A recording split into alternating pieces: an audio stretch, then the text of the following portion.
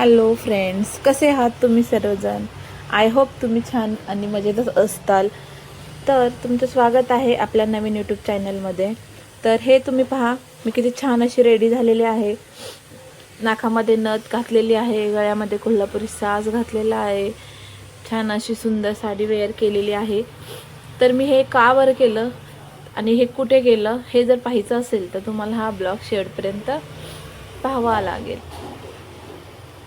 ते बघा किती सुंदर कोल्हापुरी साज आहे, नथ छान असा. मी याच्यावर फोटोशूटही खूप केले, त्याचे फोटोही मी दिलेले आहेत. तर हा मेकअप मी घरच्या घरी केलेला आहे. त्यासाठी काय काय वापरलं, कसा मेकअप केला हे पहा. त्याच्या आधी मी चेहरा स्वच्छ धुवून अगोदर घेतलेला आहे, तो कोरडा केलेला आहे पूर्ण. त्याच्यानंतर मी मॉइश्चरायझर घेतलेला आहे. तुमच्याजवळ जे असेल ते वापरा. मी इथं बायोटिकचं वापरलं आहे, पण तुम्हाला जे अवेलेबल असेल ते तुम्ही वापरू शकता. म्हणजे तुमच्याकडं आपलं नॉर्मली तुमच्याजवळ जे असेल कोणत्याही कंपनीचं ते तुम्ही अप्लाय करू शकता, म्हणजे लावू शकता. चेहऱ्याला पूर्ण असं मॉइश्चरायझर लावून घ्यायचं. पूर्ण आपल्या स्किनमध्ये ते गेलं पाहिजे, असं पूर्ण चेहरा आपला मॉइश्चरायझर झाला पाहिजे. बघू शकता तुम्ही, असं पूर्ण चेहऱ्याला ते लावून घ्यायचं छानपैकी एकसारखं सगळीकडं.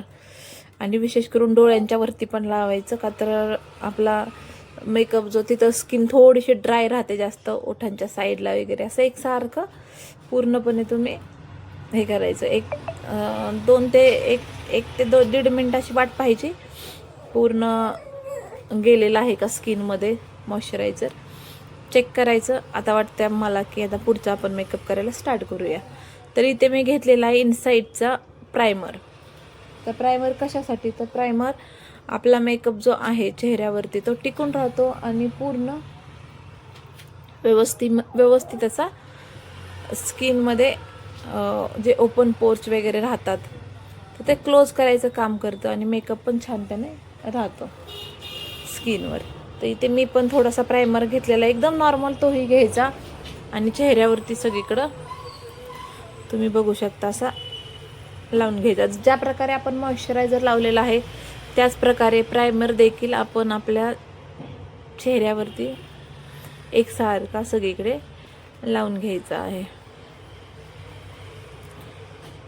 तुम्ही ह्याच्या ब्लेंडरनं पण हे करू शकता. माझ्याकडे ब्लेंडर होता, पण ॲक्च्युली मला जास्त कम्फर्ट हातानेच वाटतो म्हणून मी इथे हातानेच सगळीकडे ब्लेंड केलेलं आहे. तुम्ही बघू शकता.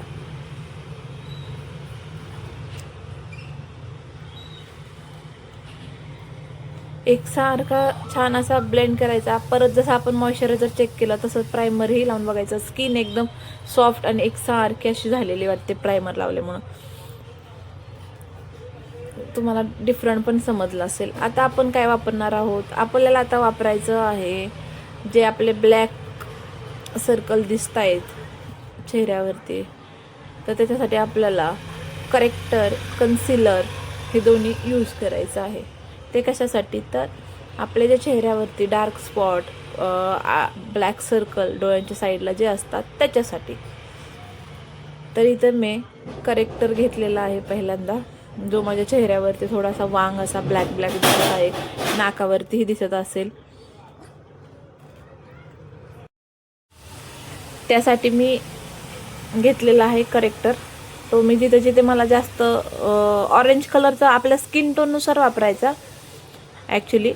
आता माझं थोडं जास्तच ब्लॅक वाटतोय म्हणून मी ऑरेंज शेड अशी वापरलेली आहे इथे. आणि तो आपला जिथे आपला ब्लॅक दिसतोय जास्त असं डार्क तुम्ही पाहत असाल, मी तिथं ते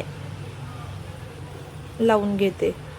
तुम्हाला डिफरंट कळत असेल लगेच. बघा किती तो हायलाईट झालेला आहे भाग. आता पूर्ण बऱ्यापैकी असा तो आपला ब्लॅक डाग दिसत होता चेहऱ्यावरती तो कमी दिसतोय, म्हणजे दिसतोय पण एवढा झाकला नाही गेला, पण नॉर्मली कमी झालेला आहे. आता आपण इथं घेतलेलं आहे कन्सिलर. ते कशासाठी, तर आपल्या डोळ्यांच्या साईडला जे ब्लॅक सर्कल असतात त्याच्यामुळे आपलं काय होतं, डोळे पूर्ण असे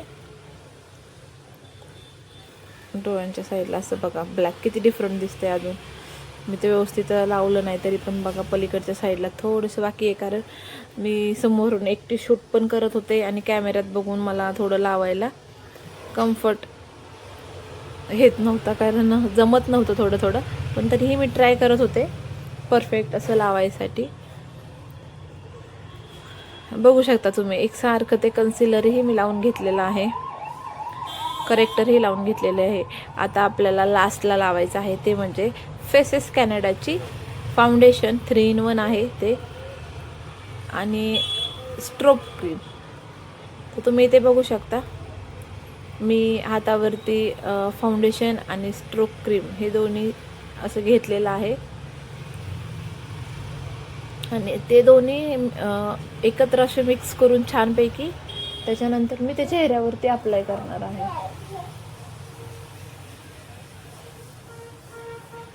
बघू शकता आता मी फाउंडेशन आणि स्ट्रोक क्रीम घेतलेली आहे, आणि जसं आपण मॉइश्चरायझर प्रायमर लावलं सेम अगदी त्याच पद्धतीनं मी पूर्ण चेहऱ्याला आता हे फाउंडेशन लावून घेत आहे. असे डॉट डॉट करून घ्यायचे पूर्ण एकसारखे, आणि त्याच्यानंतर आपल्याला ब्लेंडरनं किंवा तुम्हाला जर हाताने वाटत असेल तर तुम्ही हातानेही करू शकता, जे कम्फर्ट वाटेल तुम्हाला जसं. कारण काय होतं नवीन नवीन आपल्याला ते ब्लेंडरला नाही वाटत कम्फर्टेबल किंवा घाई असते खूप, तर तुम्ही हाताने पण करू शकता, असं काही नाही. तर इथे बघू शकता मी छानपैकी असं ब्लेंडरनं ब्लेंड करून घेते सगळीकडं.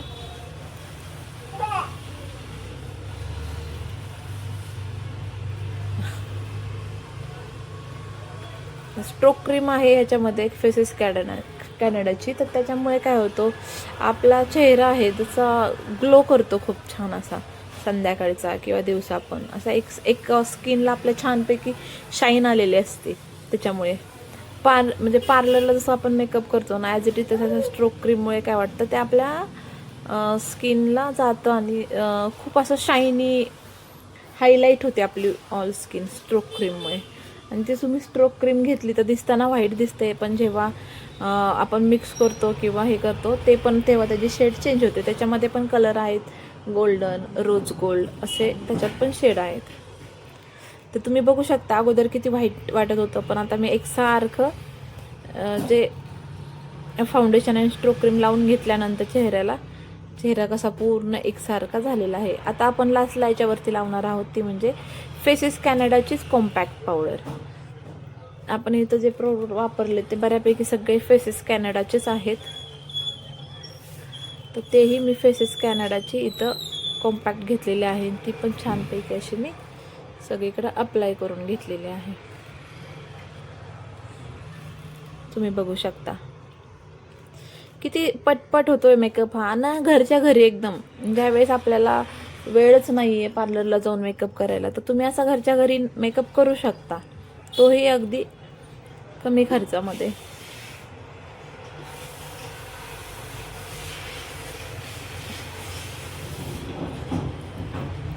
तर बघू शकता तुम्ही कॉम्पॅक्ट ही लावून घेतलेली आहे मी. आणि जास्त काळजी घ्यायची आपण डोळ्यांच्या वरती डोळ्यांच्या साईडला, की तिथं मेकअप लगेच त्या गोष्टी लगेच अशा मग दिसून येतात, हायलाईट होतात लगेच. तिथं जर पावडर नसेल तर त्या गोष्टी लगेच कळतात. आता मी इथं काय करते, थोडीशी पावडर किंवा आपला मेकअप करताना जे फाउंडेशन प्रायमर ते काय असेल तर त्या माझ्या आयब्रोमध्ये गेलेलं होतं. त्यासाठी मी अगोदर आयब्रोच्या त्या ब्रशनं ते सर्व थोडंसं क्लीन करून घेतले. त्याच्यानंतर मी तर आयब्रो पेन्सिल अप्लाय करते, पण मी तर आयब्रो पेन्सिल जे अप्लाय केलेले आहे ते ब्राऊन कलर वापरते. ब्लॅकनं काय होतं ते खूपच ब्लॅक वाटतं, त्याच्यामुळे मी तर नेहमी रेग्युलर पण आपण आयब्रो पेन्सिल जी वापरतो तर ती मी ब्राऊन शेडची वापरते, जेणेकरून ते नॅचरल लुक देईल आपल्याला. आणि ती तुमची आवड आहे, जर तुम्हाला ब्लॅक आवडत असेल तर तुम्ही ब्लॅकही वापरू शकता, असं काही नाही. पण मला तर बेस्ट असं वाटतं की ऑरेंज कलर बेस्ट वाटतो, कारण तो नॅचरल थोडासा मला माझ्या स्किननुसार मला असं वाटतं की तो नॅचरल लुक देतो जास्त. त्याच्यानंतर आपण लास्टला हे इथे यूज करत आहोत ते म्हणजे हायलायटर. तुम्ही बघू शकता इथं मी आता स्किनला हायलायटर यूज करते, जिथे आपले नोज, ओठांच्या वरती, नाक आणि डोळ्यांच्या आयब्रोज खाली थोडेसे गालावरती एका साईडला. ब्लश ॲक्च्युली मी यूज केला नाही, कारण मला ब्लश काही जास्त आवडत नाही आहे लावलेला, म्हणजे मलाच मुळात आवडत नाही. तुम्ही वापरू शकता, जिथे आपण हायलाईट केलं तुम्हीच तिथे ब्लशसुद्धा गालाच्या दोन्ही साईडला असं वापरू शकता. तर मी इथं हायलाईट केलेलं आहे थोडंसं. हां, असे थोडेसे आयब्रोजला ना नॉर्मली तुम्ही हायलाईट करू शकता.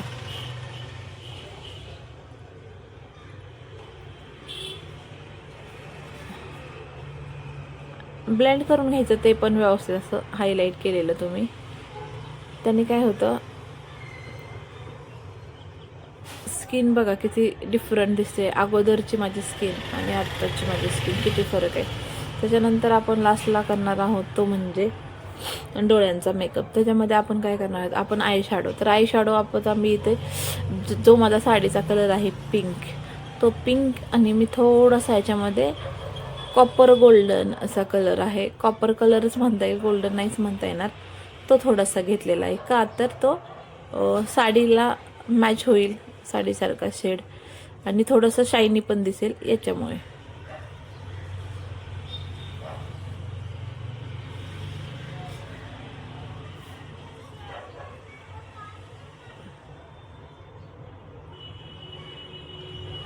तुम्ही बघू शकता इथे सुंदर असा डोळ्यांचा मेकअपही करून घेतलेला आहे. आता मला घालायचं आहे डोळ्यामध्ये काजळ.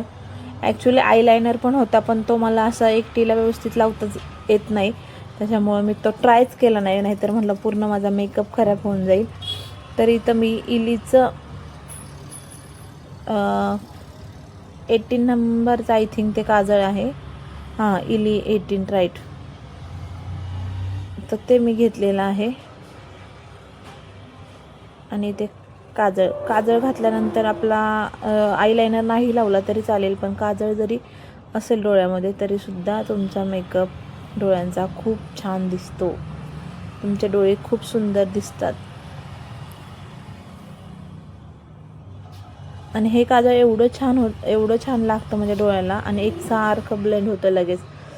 तुम्ही पाहू शकता की असं आयलायनर लावल्यासारखं पूर्ण वरूनसुद्धा माझे डोळे दिसतो. थोडेसे नॉर्मल मी वरूनसुद्धा लावते काजळ, जेणेकरून डोळे अजून छान दिसतील. आता लास्टला मी वापरत आहे ती म्हणजे लिपस्टिक. इथे मी आता लिपस्टिक घेतलेलं आहे, ते आहे ओरोफ्लेमचा. आणि ॲक्च्युली मला लिपस्टिकचे कलर आहेत ते डार्कच खूप आवडतात. तर मी इथे माझा जो रेग्युलर वापरते डार्क वाईन कलर असा तो मी घेतलेला आहे. आणि मी ओरोफ्लेमची आहे ती एकसारखी छान अशी ब्लेंड होते, तुम्ही बघू शकता.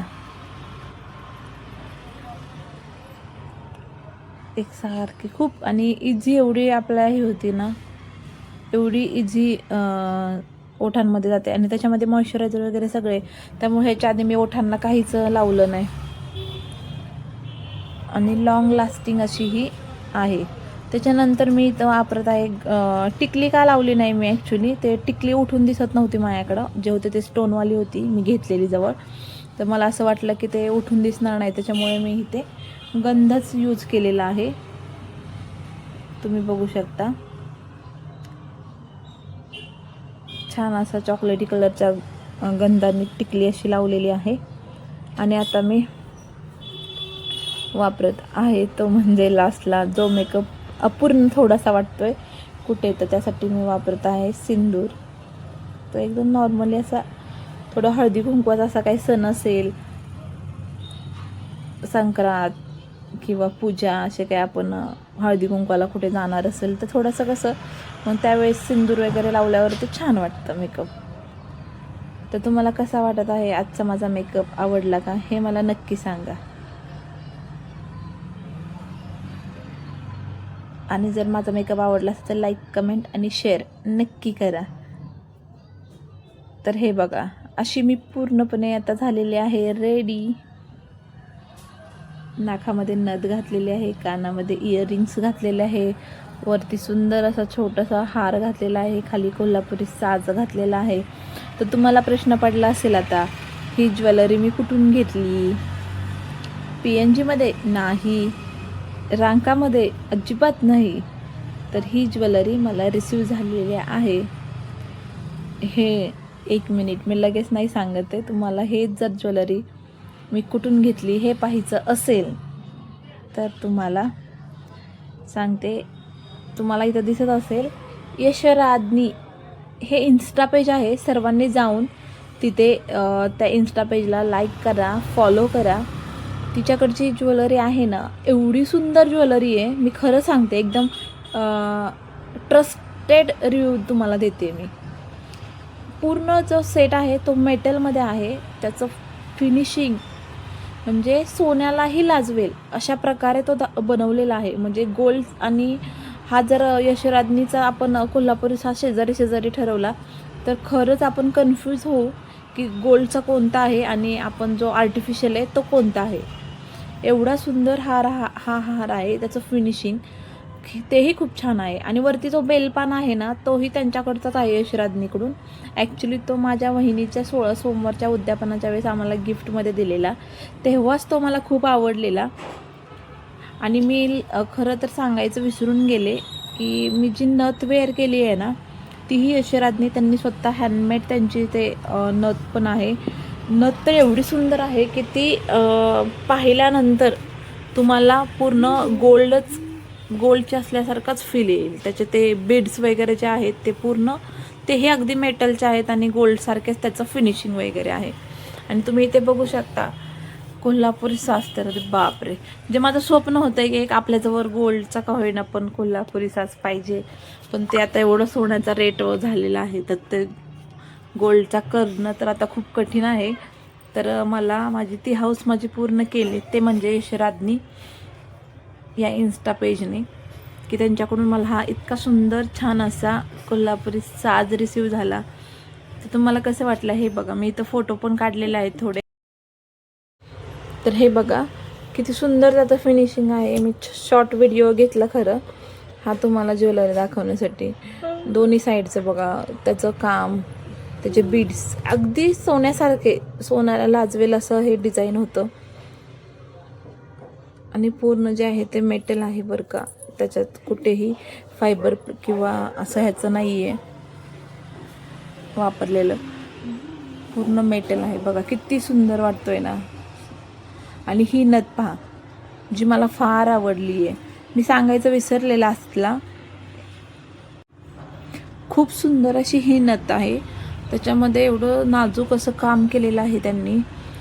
कलर कॉम्बिनेशन खूप छान वापरले, पिंक आणि गोल्डचं, जे आपल्या कोणत्याही काठपदर साडीवर अगदी मॅच होईल अशी आहे. तर थँक्यू सो मच, तुम्ही माझं व्हिडिओ बघितला त्याबद्दल खूप खूप धन्यवाद.